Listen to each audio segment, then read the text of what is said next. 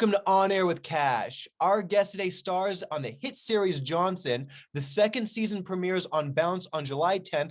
Please welcome Derrex Brady. Hey, what's going on, Kash? Thanks for having me on your show.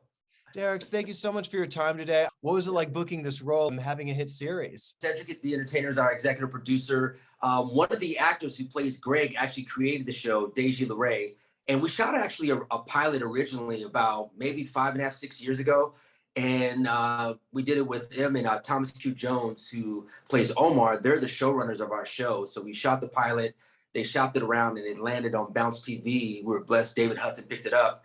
And Philip Smithy and myself, we just jumped on board 6 years ago, totally free because we loved and believed in the content. And now to be shooting, going in, we did our season 2 is pretty amazing.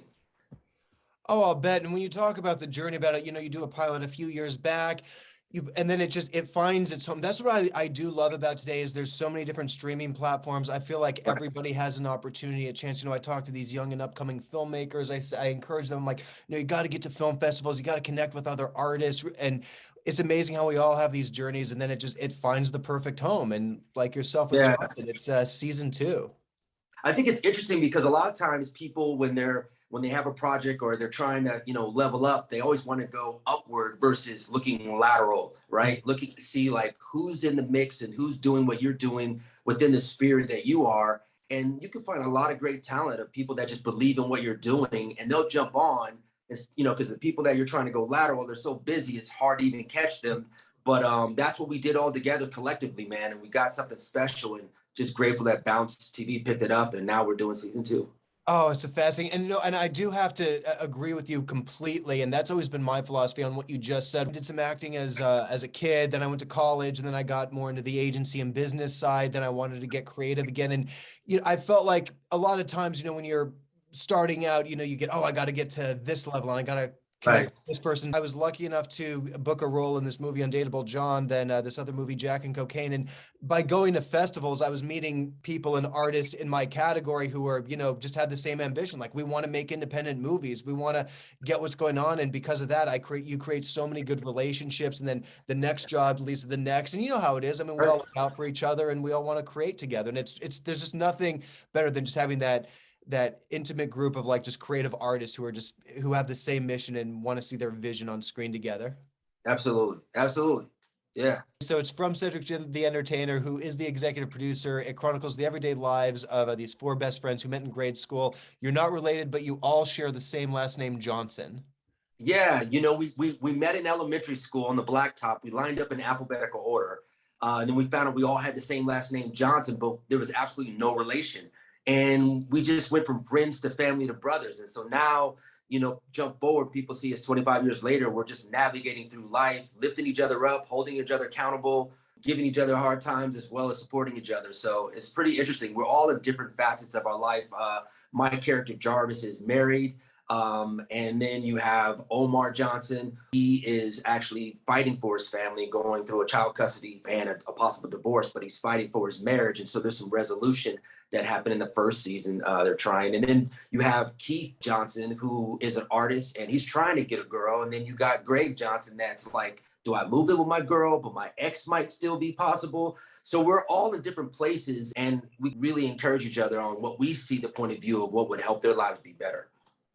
Oh, no, absolutely. And it comes through in the show. And I think what makes it work so well is it's such a relatable concept. Even the last 2 years, there was a buddy of mine's wedding that I went to. And it's interesting. You see those friends that you had in grade school or elementary school. And you're talking about what happened back then and you're relating it to now. And I think even during this pandemic time, there was this reflective period. And you have the one friend who's more artistic, who's trying to get on with her life. I just feel like that's those characters, they're just so well developed, so well written. And anybody can watch this show and be like, I've been in that situation. I know this character. I feel like I'm that character, and I have a friend who's like this.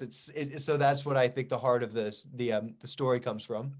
That's what I think is amazing about our show, because a lot of times in TV, it seems like the people that hang together kind of almost seem the same, but I don't really think that's life. Like I know my friends, there's might be someone that's a college graduate, someone that's a musician, someone that, is a teacher, someone that's an attorney. It's different, and that's how we are. It's like we all have these different areas. We're totally different guys, but we have a common theme that we all kind of really line up to. And so that's what you see. I think anyone can watch the show and they can either relate to, my character who's, owns his own brokerage and has 35 employees and is in real estate, or you might, relate to Omar, who's fighting for his family and is in this place, like, does our marriage go forward or not? Or, or even Greg, where it's like, people are like, do I move in with my girl now? Is it time? The girl's kind of like, what are we waiting for? Or do I want this?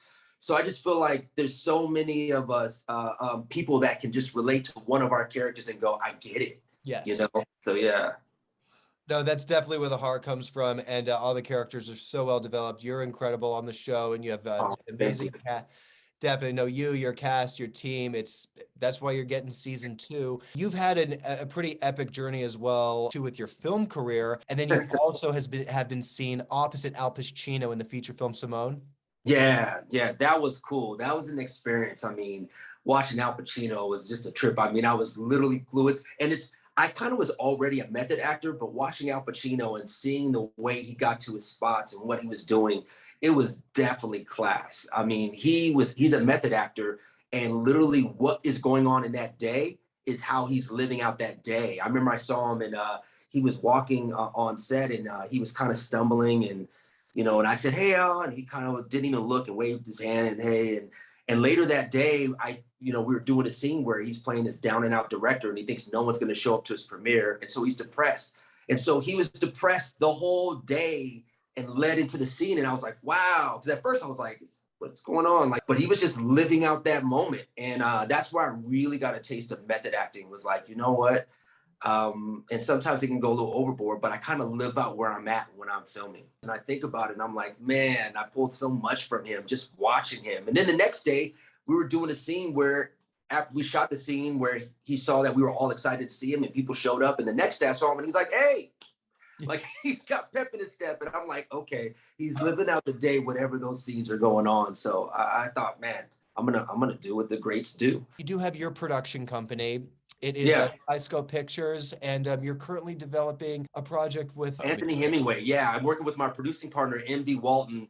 We created Skyscope Pictures. We wanted to give a voice to the voiceless and marginalized communities. We wanted to, do unique stories with a commercial appeal, so that way you can maybe possibly give a different perspective for someone that might not have that. I think there's a way to bring unity and common themes when you can kind of look and see that some people might not be so much different than you. And so we're working on a story about a former MMA fighter and that loses custody and is trying to regain it after tragic, situations. And we've been developing that with the great Anthony Hemingway, who did, he did Genius, the Aretha Franklin story last year, and he did People versus OJ, and he's done so many countless other works. I mean, Unsolved, the Biggie Tupac. I mean, he's just done amazing work, and it's been amazing to work with him. He's really just jumped in with us and helped us develop this. And so hopefully we're going to have some great news to announce by the end of the year. So I'm excited about that.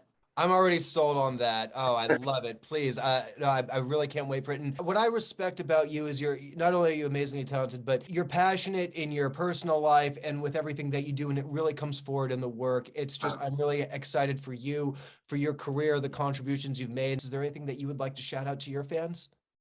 Man, I'm just really excited about Johnson. I mean, you guys, it premieres July 10th on Bounce TV. A lot of people don't even know, but it's a broadcast station, but you can get it on the basic cable station. You don't have to pay extra for it. Just ask your service provider what channel it's on. July 10th, 8/7 Central, season 2.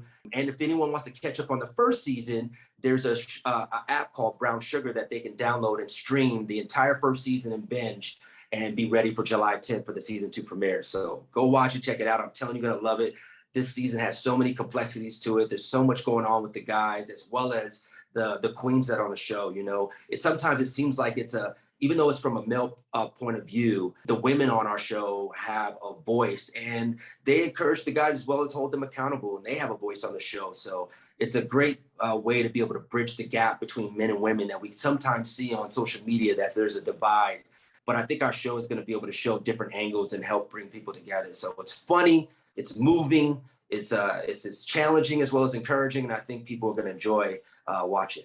I know I'm going to enjoy it. It's basically everything you are. You're entertaining, you're fun, You have heart. You give to your community. You give to your colleagues, to your family. I really have so much respect for you as an artist and a person. Derrex, I'm so happy for your career and that you gave us your time today. I'm going to be tuning into Johnson. You heard it from the man himself. Come July 10th, we got season 2. And Derrex, please come back anytime when you have something to promote. I love talking to you, and you keep going on this epic journey of yours, my friend. Absolutely, man. I appreciate you, Kash. Thanks for having me on the show, man. I look forward to coming back again. Anytime.